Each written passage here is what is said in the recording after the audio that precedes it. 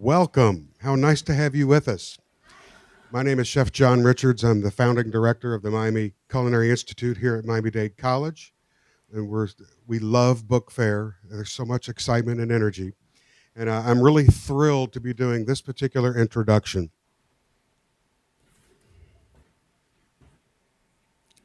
Clean start, clean food.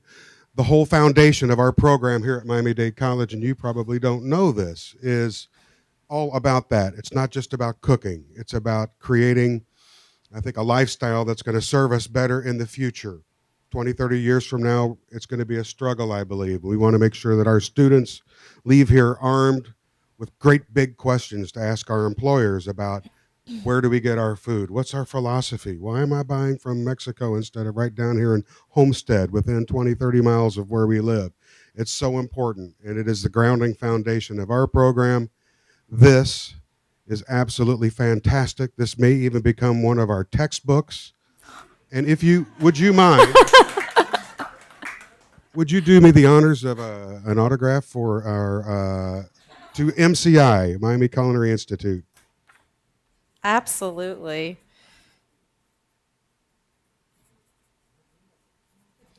How's the book fair? Did everybody find parking okay?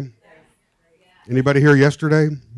It was a little wet, but still fun. The new textbook at MCI. I love it. All right. I have another one too. Without further ado, Terry Walters. I'm not going to cook that much. I'm going to talk more. Is that okay?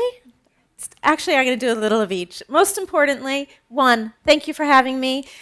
Everybody here did all the prep, so I arrived this morning and I just kind of eyed everything. I didn't have to do a darn thing except lay it all out so I could dump and stir and serve it to you. So thank you all for taking such good care of me and all of our guests. The most important thing about this program today is that you realize this is your program. And my goal is I walked in today and they all called me Chef Terry. I'm not a chef. I'm a cook. And like you, I'm about making good food that's healthy, that's nutritious, and most importantly, that's delicious, because these are the foods that nourish us, and this is what we want to eat every day. You don't need to have a degree in culinary arts. You don't need to have a lot of time. You just need to make conscious choices, and we're going to show you how to do the rest. So this is your program, and my hope is that everybody walks out of here with their questions answered and knowing exactly what they're going to do so that they can eat clean and live well. To that end, I'm going to start and give you a little bit of an overview about what eating clean is. So if you think of clean food on a spectrum, and over here is the green kind of plant. If it's clean, it comes from a green kind of plant. And as we move away from the source of our food gets processed, all the way over here. My children call this end of the spectrum the dirty food, but I think of this as the cement kind of plant. And so we have this spectrum, and we all fall on this spectrum in a different place with every food that we eat. And the goal of eating clean, because eating clean is not a diet, the goal is really just to identify where you are on this spectrum so that you can take steps in this direction. That's it. The cleaner you eat, the cleaner you get on the inside, the clearer you think, the deeper this connection, and the deeper the connection not only with each other, but with our environment, supporting our local economy, our farms, and everyone and everything becomes nourished. It's easy, right? Done. So, over here, we have a few judgments about clean food, which is that we need to go sit right on the ground next to the plant in order to get the maximum nutrition. And I just want you to know that is not true. Okay? So here, imagine the life of an oat. You pick the oat. How many people here have ever picked an oat and eaten it? No, because you'd break your teeth, right? You have to take off the outer hull. That's a process. Can you eat it now? No, you have to actually boil it. How many people, other than my aunt who's in the front row, how many other people here have eaten whole oat groats? See, I didn't think so. So we would take off the outer hull, we would boil it for almost an hour, and then you could eat it. And quite frankly, if I gave my children whole oat groats, they'd take 3 chews and they'd pretty much come out the other end looking exactly how they went in. So there's a lesson to be learned here, which is that close to the source, yes, maybe there's more nutritional value, but that doesn't mean we can access it. And sometimes processing does just that. It helps us access the nutritional value of our food. So if we took that whole oat, we picked it, we take off the outer hull, and now we steam it, roll it. We got a lot of processes going on. Dehydrate it, put it in a pot, add some water, cook it for 5 minutes. Now we have rolled oats. How many people eat the rolled oats?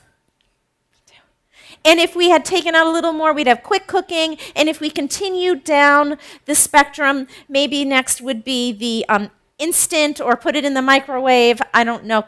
Now we're getting out of my zone. But next is the bag where you rip off and you pour it in. And look, there's walnuts and apples and sweeteners. Anybody eat those? Come on, fess up. Thank you. One person who's honest. And all the way at the other end of the spectrum, we have, and this is a hypothetical example, Fruit Loops.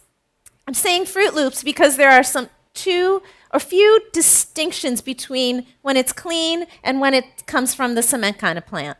Everything at this end of the spectrum, not only does it come from the green kind of plant, but it comes in all the colors of the rainbow and in 5 tastes. Do you know the tastes? We're going to have all of them today. Sweet, sour, salty, bitter, and pungent. Someone said that's spicy, which is, it doesn't have to be a habanero pepper. It can be cumin, it can be cinnamon, which is one of my favorite pungent spices. It creates heat right here. Movement, heat, digestion. So that's what's characteristic over here when we pick it from the source. Over here, one more thing. Over here, no package. The more we process, the more resources we use, the more evidence of it, whether it's been transported, even if it's broccoli from Mexico, further from the source than the broccoli from Tina's Pride. Tina's here too. Does everybody know Tina's Pride down in Homestead? Because we're going to talk about it a little bit. CSA. Very different. More resources used, not only to pick it, and who knows how it's grown, because we don't have a face with that farmer to ask, what's in your soil? What did you put on the plant? So, and more gasoline to fly it here and to bring it to the grocery store. And now it's further from the source, so there's less nutritional value. And all the way over here, we have packaging, so lots of petroleum in our packaging, our shipping. We have dependency on other countries and not our local resources. And what else do we have on the other end of the spectrum? What are the colors? Well, so my kids say the Fruit Loops, right? All the colors of the rainbow. Something really significant happens in the middle of this spectrum, which is we've taken out so much of the natural color and so much of those 5 tastes that we then have to put it back in. When we put those back into our food, we don't put them in from this side of the spectrum. We put them in from over here. We have the tastes over here, but what are the predominant tastes over here in the cement kind of plant? Someone's sweet and salty, which are actually 2 valid tastes. The more we eat them nutritionally, the less we're going to crave them non-nutritionally. So what do? Well, look at what you're eating. And let's just say you're eating that, tear open the package, and poof, there's everything in it, oatmeal. Why do we eat over here? What's the number one reason? It's convenient. It's fast, it's easy. So let's take a few steps in this direction closer to the source, and let's just say you're used to when you do that package, you have to boil the water, right? Okay, so how long does that take? A minute. Do you boil it in a microwave? So that moved it closer to the source. She's not boiling it in a microwave.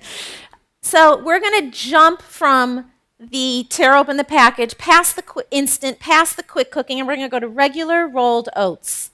We're going to put them in a pot before we go to bed, cover them with water, cover the pot, and let it sit all night. The next morning, you're going to turn that on. By the time the water's boiled, your oats will be cooked. Now, you're getting much more nutritional value because your oats go from over here to over here. much closer to the source. Now you're going to grate your own apple or whatever fruit you want to add and put your own toasted nuts and your own sweetener, so you've gotten rid of a whole lot of a sucrose from high fructose corn syrup. And that, which I'm sure must be in there, right? Of course, that's why they're so good and habitual. And now we have a whole lot of nutritional value. And did it take any more time? No, doesn't take any more time. So the misperception here is that eating closer to the source takes much more effort, much more time, and it really doesn't have to. So how do you make this work for you? Well, if there's something that you're eating and you can identify on this spectrum where it is, you can take it and move it closer to the source. I tell people all the time, if you're not eating whole grains, go to the store, buy a whole grain in a box with a seasoning packet in it. Bring it home, follow the instructions, see what it's like, taste it with the seasoning. Look and see what's in that seasoning packet. The next time, maybe buy the whole grain without the seasoning packet in the box. Add your own seasoning. Usually when you do that, it also comes with some recipes so that you know what to do the next time. The next time you go to the grocery store, go to the bulk section. Now you know how it tastes. Now you're taking that, you've gotten used to grains and what to do with them. You've brought it closer to the source, cook your whole grain, add your herbs, whatever you want to put in it, a little drizzle of olive oil, some sea salt, your pepper, and now you've moved it 1, 2, 3 steps closer to the source. There are foods that I don't want to give up, and this is not about deprivation, it's just about bringing in. And the more you bring in the foods that nourish you, the more the foods that don't nourish you do one of two things. They either fall by the wayside completely, or they just move to a healthier place in the mix. If you still don't know what to do, I tell people all the time, maybe you do this, I do this. How many people walk into the grocery store, they buy the same thing every week because you're running from work, running to work, in between, have to get home, have to make it, put it on the table, right? And you know how it works. I have people come to my health counseling practice all the time, and when I say, you should really, maybe let's try some kale. I've never seen kale in the grocery store, they say. They say, well, guess what? It's right there between the broccoli and the romaine lettuce that you've been buying for 25 years. It's been there. It's still there. Join a CSA. That's a great way to force yourself to experiment with all sorts of new vegetables. You get a box every week. You're supporting a local farm. It was picked for you less than 24 hours before you bring it home. You know the farmer. You know exactly what's in your food. Bring it home, go to the back of one of my books, or if you must, go to the internet, look up the ingredient, find a few ways to make it, and start trying. Just imagine if you tried one new clean food, so in other words, something out of a package, and if you don't know where to begin, start with something green, most healing color. One new clean food a week. At the end of the year, if you only liked half of the foods you'd tried, you'd have 26 new foods in your working repertoire. That's a lot of change. And when you do it slowly like that, everything changes more easily. You get a gentle cleansing on the inside. You don't have the ups and downs. Your lifestyle changes more easily. Your digestion, your taste buds, everything adapts. Slower changes, if you are blessed to be able to make them slowly, are going to be much more long-lasting changes. And believe me, your family will appreciate you doing it slower also. Can everybody do that? Easy. So, are there questions? So a CSA, how many people have ever joined a CSA, Community Supported Agriculture? How many people have never heard of the term or are a little bit wondering about it? So Community Supported Agriculture, farmers have a tough job because they have to dig deep in their pockets and pay for labor, seeds, everything that they never see a penny for until, God willing, the crop comes in. Right? So that it's a very hard business to sustain. And by being part of a CSA, you are actually buying a share of the farm. You pay up front, which is an enormous help to your farmer. And as a result, when each week you go and you pick up your share. And so you're getting a stake in the farm, and some years you may have a bumper crop, and some years you may find that it's less than maybe something failed and you're getting a little different, something else. In the Northeast a few years ago, we had terrible late blight, so we had no tomatoes. So the people who joined the CSA, we pulled out all those tomatoes, we planted other things, they got a variety. So you're getting what's growing around you in your environment when it's growing, which is exactly how you maintain balance with your environment. Not by eating, well, in the Northeast, I would say tomatoes from Mexico that have grown in the summer in Mexico, I should say, in the dead of winter, and we're buying them up in Connecticut. Something wrong with that. So just like when it's hot here, you're not making soups and stews that cook for a long time and squashes. Mother Nature actually has it right. She grows what we need when we need it. So the more we eat what grows around us, the healthier, the happier we're going to be. So community-supported agriculture is just that. It's a local farm where you're investing in buying a share. And as a result, you get your box of produce, and it's a big variety of produce each week. All right, well, since I said that the most important place to start with is the color green, that's exactly what I'm going to do. How many people eat my favorite? Kale. I actually have a bumper sticker on the back of my car that says, "Eat more kale." Not just because I have lots of recipes for it. Kale actually, the Asian cultures believe that green is the color of healing. And kale is one of our most bioavailable sources of calcium and minerals. And do you remember that commercial? I might be dating myself. Herbal Essence shampoo, pH balance. She comes out of the airplane bathroom. Oh, my hair, pH balance for beautiful hair. The body doesn't want to be pH balanced. The body actually wants to be more alkaline. So if you have a scale and this is the pH scale, and over here is acid, and over here is alkalinity, we want to go like this. Tip the scale to alkalinity. Do you know what causes acidity? This is the easy part of the question. Okay, well, let me give you a clue. Processed food, sugar, animal protein, dairy, preservatives, anything that sounds Greek in your food that you can't translate here, so you're not going to translate here. So the mono, the dye, anything that sounds like it was made in a beaker. Chocolate. Did I say chocolate? That's the saddest one of them all. I know, but it's okay. There's a place for it. Anybody know any others? Because there's a biggie. Complex carbohydrates. That's one of those terms that we think complex carbohydrates, they're really good for me, but they cause acidity. So that's proving that there is a place for everything. We just need to know what it is. So complex carbohydrates, all our whole grains, are acid forming. And then there are little things like stress, which, we're all good in that department. Lack of sleep. Anger. Okay, so I can't go any further here. My scale is going to tip me right over. What causes alkalinity?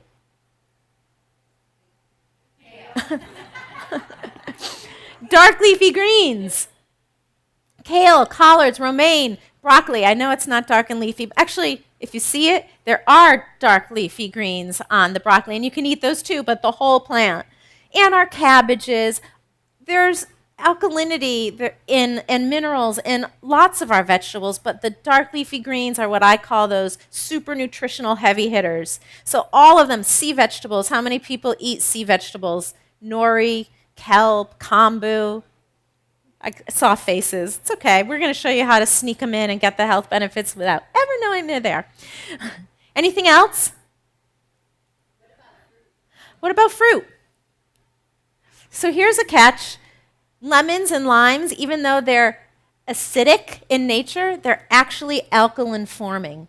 So a little lemon in your water, a great way to get a burst of alkalinity. So we've got some sea vegetables, we've got some dark leafy greens, and we've got some citrus to balance our scale. So we need these greens every day. Now, how many people are a little foreign to eating something bitter or not so much a fan of bitter? Anybody? Because I tell you, when the doctor told me we discovered I had high cholesterol when I was 20 years old, And he said, you need to go eat more kale and brown rice. I admit it. I went home, I made kale and brown rice, and I said, oh no, there's got to be a better way.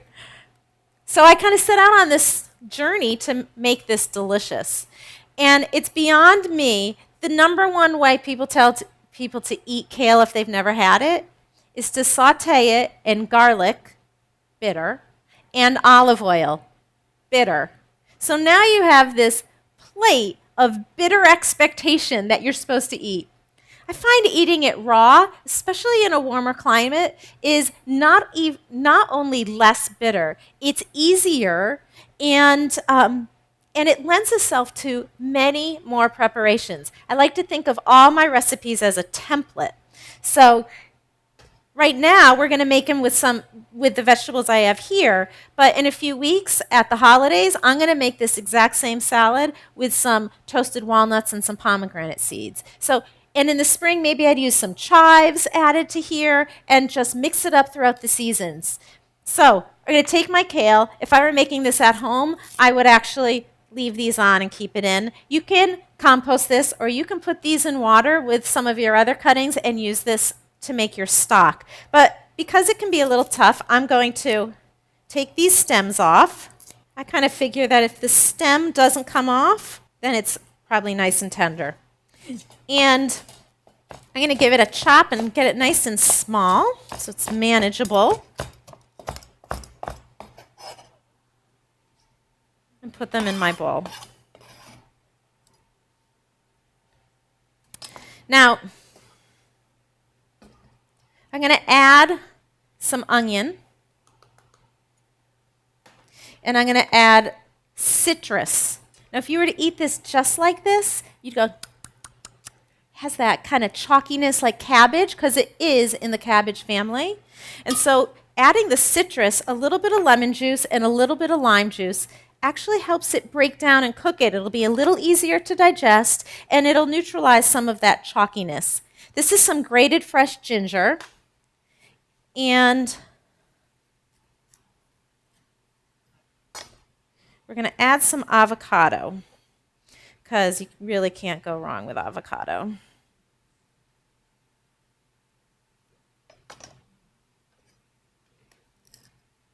Ooh, soft one. This is where everybody at the culinary school looks and says, oh my goodness, I can't believe she's cutting it like that. I told you, they're chefs and I'm a cook.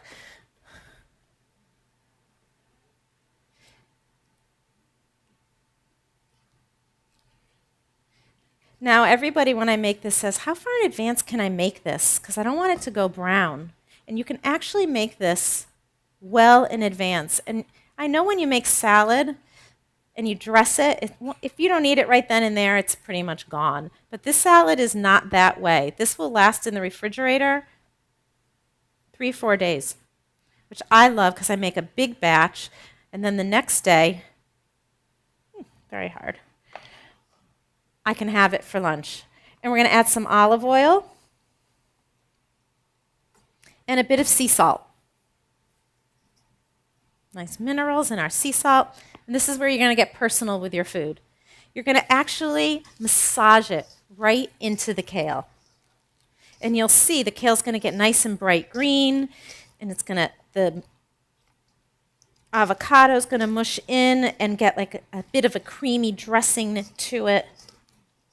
And you'll see it's breaking down significantly. I could eat this whole thing right here, right now.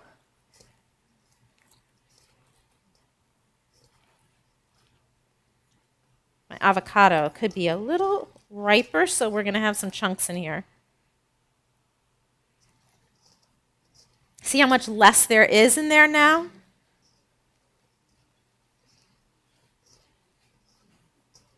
So you'll notice when you're flipping through my book, there's no meat, there's no dairy. That's a personal choice, and it's one that people make for a lot of different reasons, and rightly so. However, while this isn't a diet, I think of these as the foods we all need more of. And certainly, you could serve this, add some cannellini beans and have a whole meal out of it, or you could serve it with a piece of grilled fish, chicken, whatever else you like to put on your plate. Now, because it's important that we have a rainbow of color so that we have balanced nutrition, we're going to add some carrot. And these are some pumpkin seeds, one of my personal favorites and quite seasonal, and some chopped red pepper. And give that a toss. You can take this and make something a little more Italian with some olives and some red onion and some Parmesan cheese. You can go in a lot of directions with this salad. I think we're looking pretty good. I'm going to add a little bit more pepper. It does not get soggy. Oops.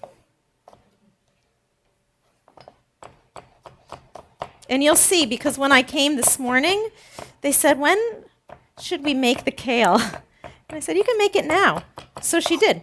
So you'll see it is not going to be soggy. Beautiful.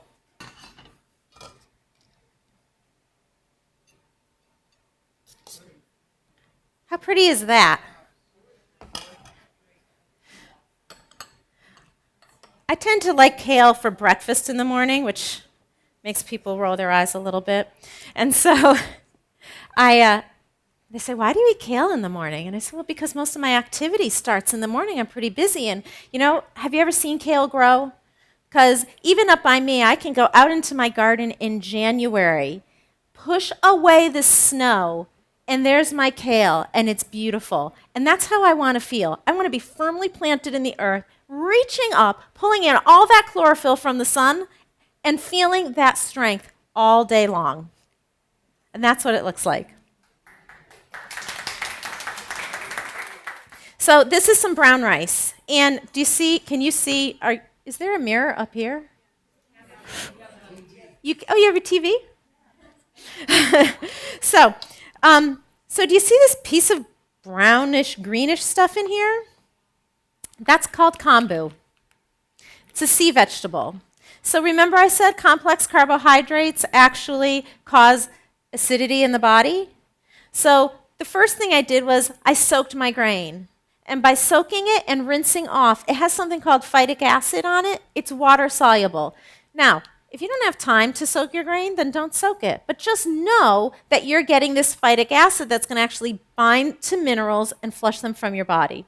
So here's a good way to counter that. I took the kombu. This is what it looks like after it's cooked. This piece was about the size of my thumb. And it looks just like this. Okay? This is straight from the ocean, full of minerals. And what happens is I push it down underneath the rice.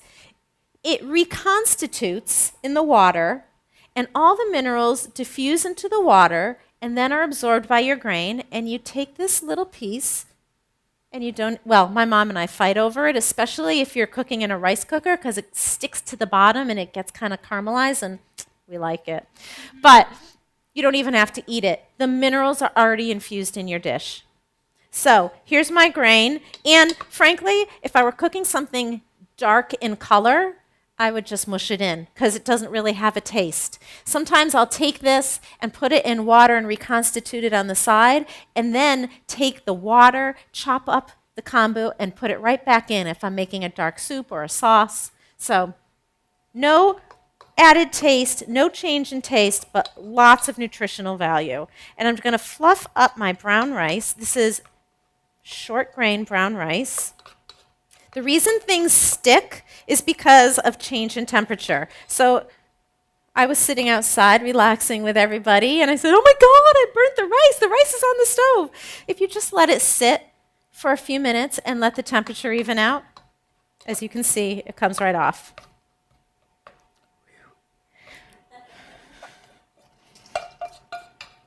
All right.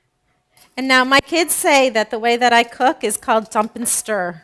It's very, very complex, and you can dump and stir anything you want into this salad. However, these are my secret ingredients. So this is mango. Kind of hard to go wrong with mango. Once I peel it, it seems as though everyone in my family comes running, so it's hard to get it into the salad. Some orange pepper. I'm bringing this stuff home with me. This is really great. I don't have to do a thing.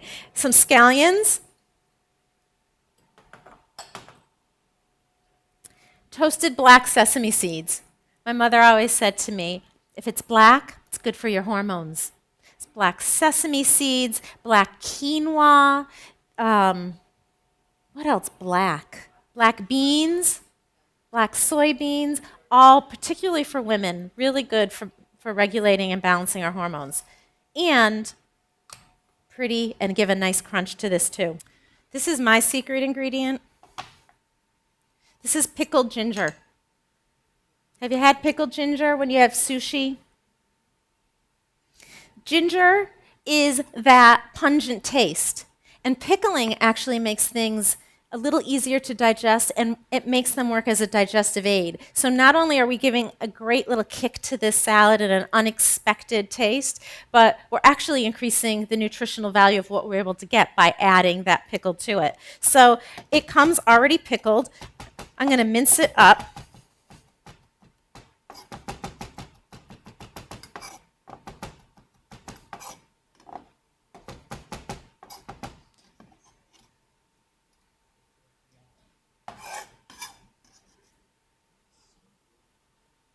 And we're going to add some toasted sesame oil. That looks like a lot, but it'll be yummy. And this is one of my favorite addictions. It's called umeboshi plum vinegar. It's made from a Japanese, again, pickled plum. It has all the tastes, sweet, sour, salty, bitter, pungent. My mother tells me that when she was growing up, she liked white pasta with butter and salt. Who doesn't like white pasta with butter and salt? And cheese. I'm sorry. And yeah, me too. So umi plum vinegar, we've decided, is our umi plum vinegar and olive oil together are like our new age version of butter and salt. And a great balance. We're going to add that. It's very high in sodium, so you don't need a lot. And if you ever buy it, you'll see Eden is my favorite brand. And you'll see that it has a little slit in the top, so it only comes out a few drops at a time. And that's all you need. And give this a stir.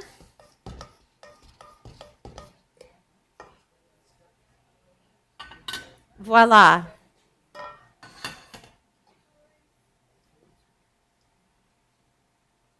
I'm going to take this all to the airport with me and sit and watch people look at me while I'm eating. Make everybody jealous, I think. I hope. All right. 2 down, 1 to go. Now, so I already told you what some of the variations were for this dish, right? So for this, well, if you don't have brown rice, you can use, first of all, any rice that you want. If you like long grain, you can use that. You can use short grain. You can use my favorite, the golden rose, the medium grain. You can do this with wheat berries, as long as you realize it's not going to be gluten-free. Spelt will work. Farro is a nice grain to use. You can make it with wild rice. Okay, you can make it with quinoa. So there are all sorts of grains you can use. You can put in different fruit. Sometimes I like to make it with peaches. Sometimes I'll put, in the summer maybe I'll add some mint to this. So again, these are templates for your own creativity. Okay, so we're going to make energy squares. Anybody run, cycle, like to work out? How many people buy Cliff bars, balance bar, any kind of bar? Anybody? I'm embarrassed to say I have a whole drawer of them. It's my far from the source drawer. But sometimes it's so easy to be able to just grab something. They're always too much for me. I always eat just half and put it back, which is the perfect invitation for one of my children to go and grab the other half. But when I actually make the time to make my own energy squares, They're so popular, and I know exactly what I'm putting in them, and I can fuel exactly how I want. So I chose peanut butter. If you know someone who has a peanut allergy, cashew butter is equally as decadent and delicious in these. Almond butter. If you know people who have nut allergies and can't do any nuts, sunflower butter or soy nut butter, but I prefer the sunflower, is a great way to go. And I'm going to take the nut butter. And for me, it's important when I buy nut butters that my nut butter is nut butter and nothing else. You can add whatever you want to it. I do the same when I buy my children yogurt. And they always say, Mom, I really want this, the blueberry one, and I really want that. And I said, that's fine. Here's some blueberries. Here's some maple syrup or honey. You can make it yourself. And we're going to add to that some maple syrup.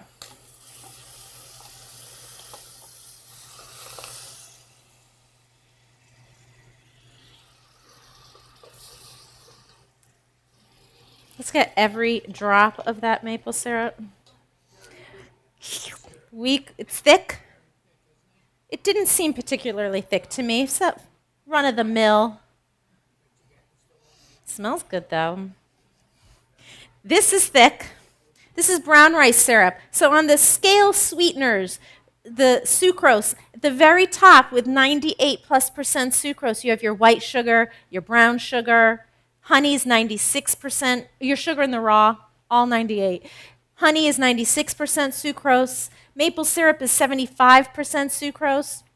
And as we move in this direction and lower the sucrose, we take away some of the sweetness as well. So this is brown rice syrup made from brown rice. If you've ever done a little test where you take brown rice and chew it, as my grandmother used to say, till it's like milk, you'll find that that brown rice is actually quite sweet. And if you're breaking an addiction to sweets, chewing your food more is a great way to get to the point where they actually are sweet to feel a little bit more satisfied. So this is brown rice syrup, and I'm using the two to get the sweetness with lower sucrose, 65%.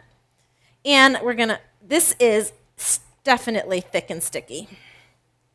When you're taking this out of the bottle, I recommend to people to pour and then cut down with a knife, and that'll give you a clean cut. So when you screw on the cap, you're not actually gluing it on.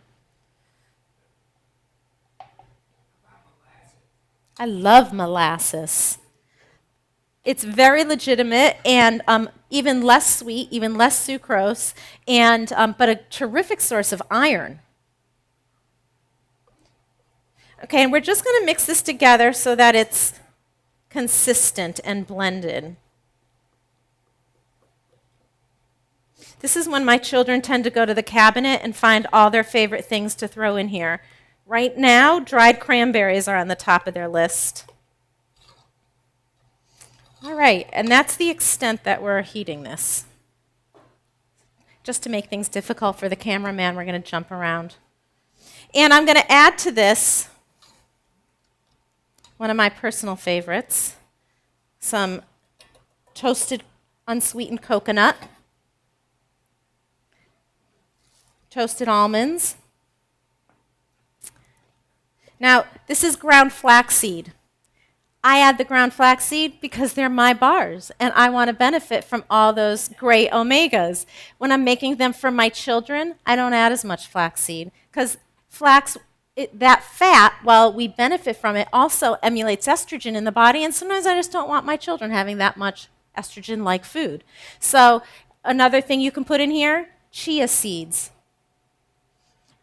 Sometimes I grind milk thistle seed. I take milk thistle seed to cleanse my liver and support proper liver function. So I put them ground milk thistle seed right into my energy bars. So even though I say these are fun and delicious, this can be every bit as medicinal and nourishing as you want it to be. So I'm going to add some of the flax. This looks like more than the recipe called for, so we'll start with a little less.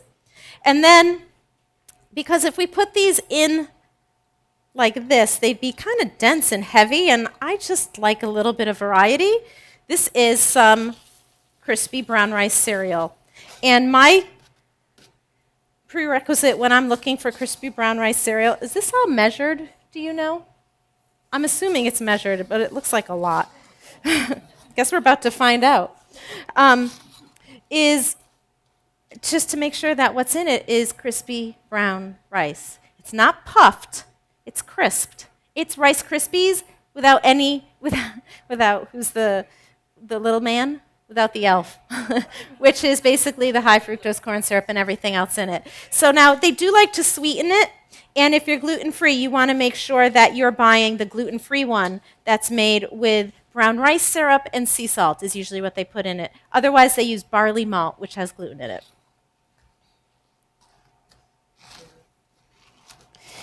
And we're going to just make this get all incorporated, I hope.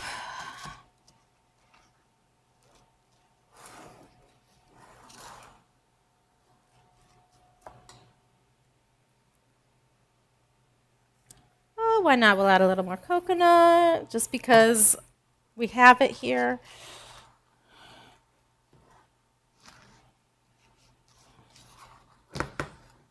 All right. I've changed my mind. I'm taking this on the plane with me. Believe me, there's enough fat and oil in this. You don't need to add more.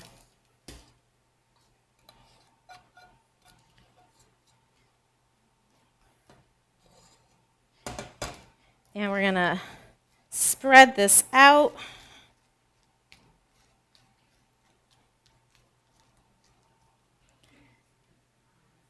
And as I said, there's a time and place for everything. We're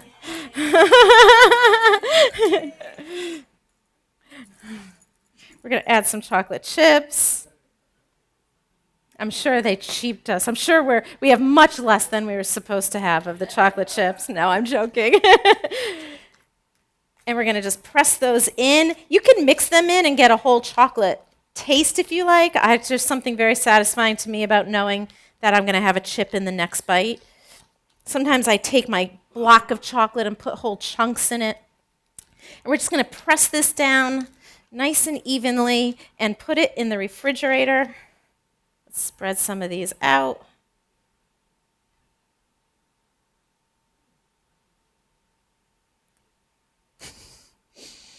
Oh, an artist I am not.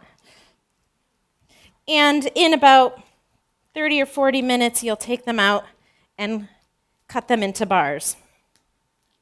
And try your best not to eat the whole pan. I had a demo in South Carolina months ago. It's one I will never forget, and I don't think the people there will either, because it was in a convention hall. They didn't have a kitchen. So, voila.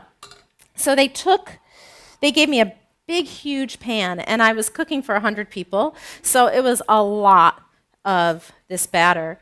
And I went and I lifted up the pan, and it went off kilter, and it went right onto the induction burner. Flames, and it was really exciting. So I definitely gave them a show. And they were so great. They came, and I moved on to the kale, and they came and took it, and they started scraping it all away. Thank goodness they had made some in advance. And that's it. Okay, so the question is, where do I get some of the more exotic things and I've never been to a Publix, so I don't know. But I guess there are not a lot of unusual ingredients here in my mind, but the few that come to mind are the umi plum vinegar, the kombu, and perhaps the toasted sesame oil. Were there others in particular? Oh, and the brown rice syrup. You can get at any Whole Foods, any natural food store, and Publix too. And what I'll tell you is that whether it is brown rice syrup or locally grown kale, if Publix is what fits for you to shop, ask for what you want, because it's the only way that we're going to change. And they'll get it for you. And before you know it, you'll have Publix going to Tina's Pride to bring in locally grown produce. It's not going to change in this country from the top down. I think we've noticed that in the last 4 years. So when you have a former director at Monsanto running our food and drugs in this country, there's a little bit of a disconnect. Our best interest is not the agenda necessarily that is running this country. So from the bottom up, we can create that change. asking every time we go. And the fact that I'm here is living proof that it is changing and it is possible. Other questions? Tina had one. My question is on oatmeal. I know the vegetables, but I saw at Publix that they had frozen oatmeal, and I don't cook, and I like things easy, and I don't like instant because it's not good for you. So that was real oatmeal, just like frozen vegetables. They're frozen with the vegetable and the water. These had just pure oatmeal and the water frozen. And I'm wondering, does it lose its nutritional value when it freezes? Well, most vegetables do not no. lose What about nutritional the value oatmeal? when they're frozen because they're picked and frozen right then and there. So it's a great convenience to keep some frozen vegetables in your freezer. I do, especially if you can't get to the farm that week or you've run out. And one of the things I do with my children is say, I'm happy to make whatever you want for dinner, but if you haven't had anything green, you got to pick the green. And sometimes it's the kale, and sometimes it's the frozen peas, and I'm good with that. So, but the question is about frozen oatmeal, and everything else other than our vegetables are frozen quite differently. So if you're reading the package and it says it's just water and oatmeal, I think that you're actually in a pretty good place with that. And the reality is, don't forget, this is a spectrum. So if you're not eating oatmeal or if you're eating dry cereal, that's way over there. If you're eating frozen oatmeal, you've taken a pretty big leap closer to the source. You might not be at the source, but that doesn't mean that you're not going to benefit from the increased nutritional value.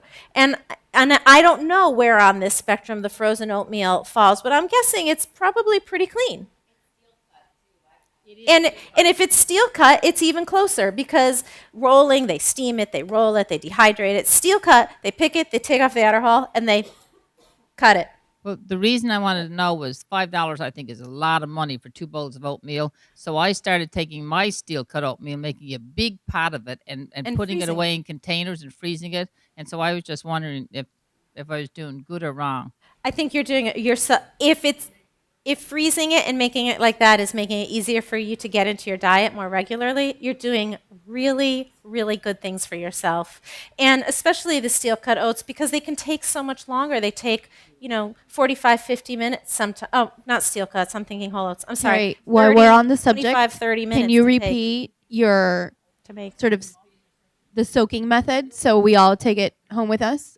the soaking method for whole grains? Yes. Yeah. So every grain except millet has that acid that binds to the minerals that then flushes minerals from your body. And it's water soluble. So you take your grain and you put them in your pan and you cover your pot and you cover it with water.